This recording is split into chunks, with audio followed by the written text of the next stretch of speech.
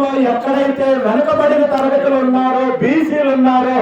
ఆ ప్రాంతాలను, ఆ గ్రామాలను వివక్షతో అణిచివేసే కార్యక్రమం చేస్తున్నారు అని చెప్పడానికి ప్రత్యక్ష ఉదాహరణ ఈరోజు మల్లాం గ్రామం. ఇలాంటి వెనుకబడిన గ్రామాలని అభివృద్ధి చెయ్యాలి అని చెప్పి అన్నలాంటి యువకులు ప్రజాప్రతినిధులుగా లేదంటే సర్పంచులుగా ముందుకొచ్చినప్పుడు వాళ్ళని అణగదొక్కే కార్యక్రమమే, వాళ్ళ మీద తప్పుడు కేసులు పెట్టి ఏదో ఒక రకంగా ఇబ్బంది పెట్టే కార్యక్రమం చేస్తున్నారు తప్ప ఆదర్శవంతంగా ముందుకొచ్చిన వాళ్ళని ప్రోత్సహించి గ్రామాలని అభివృద్ధి చెయ్యాలనే చిత్తశుద్ధి ఏ పార్టీకి, ఏ ప్రభుత్వానికి లేదనే విషయాన్ని మనం గమనించాలి. ఇందులో మార్పు రావాలి, మన గ్రామాలు అభివృద్ధి చెందాలి, కనీసం మన భవిష్యత్తు తరాలకైనా మంచి రోజులు రావాలి అంటే ఫస్ట్ మనలో మార్పు రావాలి. ఆ మార్పు వచ్చిన రోజు ఈ దోపిడీ పార్టీలు, ఈ దోపిడీ దొంగలు ఎవరైతే ఉన్నారో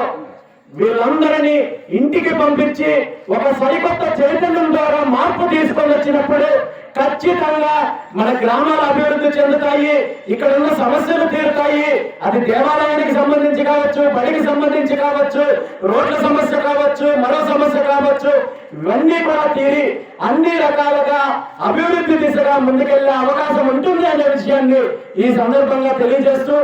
గ్రామానికి సంబంధించిన అనేక సమస్యల గురించి ఇప్పుడే పెద్దలు చెప్పారు. ముఖ్యంగా దేవాలయ నిర్మాణానికి సంబంధించి అనేక రకాల ప్రయత్నం చేసినా ఇక్కడ ఎవరు సహకరించలేదు అనే విషయాన్ని కూడా తెలియజేశారు. ఖచ్చితంగా నేను ఈ సందర్భంగా మీ అందరికీ ఒకటే తెలియజేస్తున్నాను,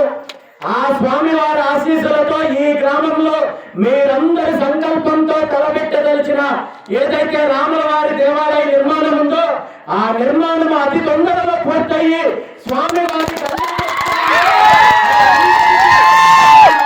అందించే విధంగా జరగాలని చెప్పి ఆ స్వామివారిని ప్రార్థిస్తూ అందులో నా వంతు బాధ్యతగా తప్పకుండా ఆ నిర్మాణానికి నా వంతు సహాయ సహకారాలు తెలియజేస్తూ ఒక 2 రోజుల్లో దానికి సంబంధించి కొంతవరకు నేను పంపించే కార్యక్రమం చేస్తాను. ఆ తర్వాత ఈ గ్రామానికి సంబంధించిన అభివృద్ధి విషయంలో నా వంతు పూర్తి సహాయ సహకారాలు ఉంటాయని చెప్పి ఈ సందర్భంగా మీ అందరికీ మాటిస్తూ మరొక్కసారి మీ అందరినీ కలిసే అవకాశం నాకు కల్పించిన పెద్దలందరికీ కూడా ధన్యవాదాలు తెలియజేస్తూ